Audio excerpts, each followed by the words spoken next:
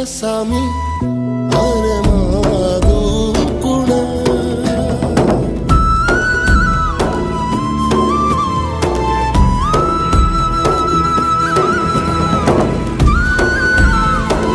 Chamber फुटल्यामुळं चेंबरचं सगळं पाणी बघा आता आमच्या शाळेमध्ये आलेलं आहे.